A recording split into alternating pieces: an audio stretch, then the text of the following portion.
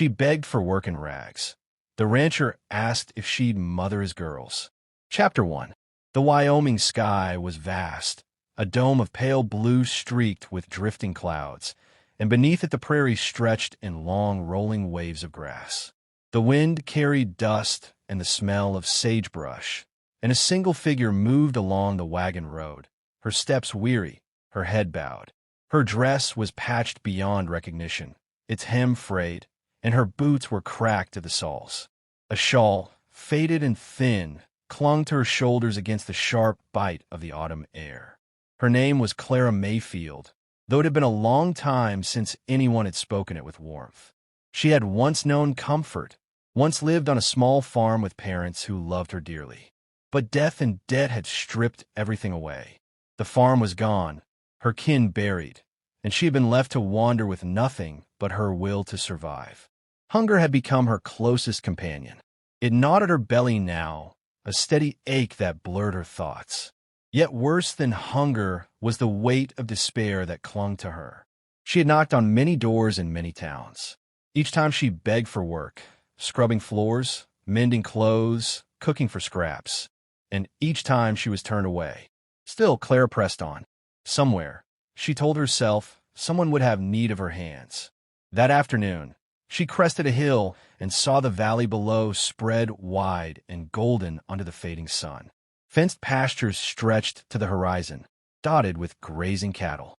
At the center, on a gentle rise, stood a white ranch house with wide porches and tall chimneys. She paused, heart thudding.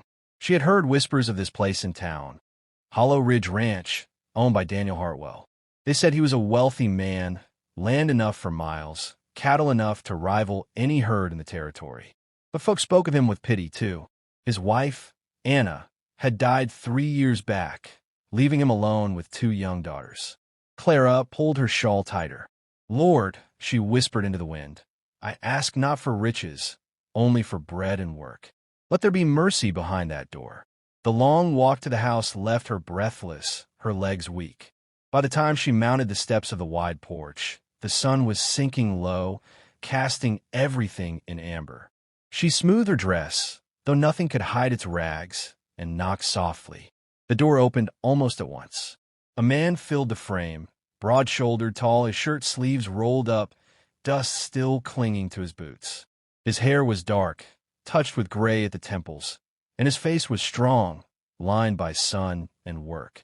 But it was his eyes that caught Clara, clear, steady blue, the kind that weighed a person's soul in silence. For a moment, neither spoke. Then his voice, deep and measured, broke the stillness. "Evening. Can I help you?"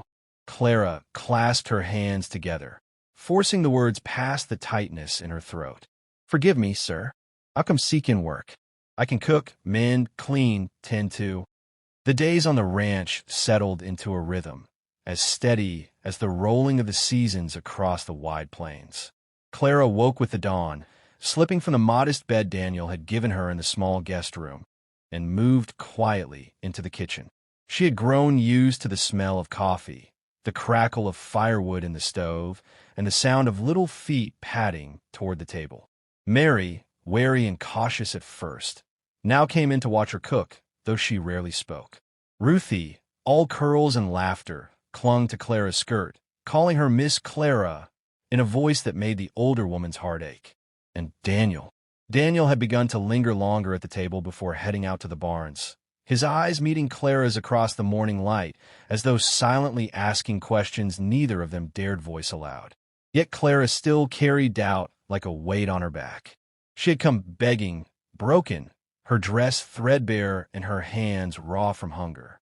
Could such a woman truly step into the role Daniel had asked of her? Could she be a mother to these girls, fill the space left empty by their late mother's absence? The ranch whispered answers every day. Storm clouds over the plains. One afternoon, as Clara was hanging laundry, dark clouds gathered in the distance. She could feel the wind shift, sharp and uneasy. Daniel returned from the far pasture, his horse lathered in sweat. "Storm's coming," he said, his voice low with urgency. "A hard one. We'll need to bring the cattle in close and board the windows." Clara's eyes flicked to the girls, who were playing on the porch. And them. They'll be frightened, he admitted. Best you keep them close. I'll handle the rest. But as the storm rolled in, bringing with it a wall of wind and sheets of rain, Clara found herself doing far more than keeping the girls calm. When a shutter tore loose with a bang, Ruthie screamed and Mary went pale, clutching Clara's arm. Clara gathered them both against her chest, whispering lullabies she had half forgotten from her childhood, words she hadn't spoken in years. Her voice was shaky, but the girls clung to it like a rope in a flood. See, she murmured, brushing wet hair from Ruthie's forehead. It's only thunder. Loud, yes, but thunder never hurt a soul. We're safe. Papa's out there making sure of it. Mary's eyes searched her face, wide with fear. How do you know? Clara pressed her hand to Mary's cheek. Because he's strong. And because I'm here too. That answer seemed to settle something. Mary leaned into her, letting Clara hold both girls tight until the storm passed, and Daniel finally stepped inside, soaked to the bone, but smiling at the sight of the three of them huddled together by the fire. For the first time, Clara did not feel like a servant in borrowed clothes. She felt like a mother. Gossip in town. When the storm damage had been cleared and the days returned to calm, Daniel asked Clara to join them on a trip into town. The girls neighed.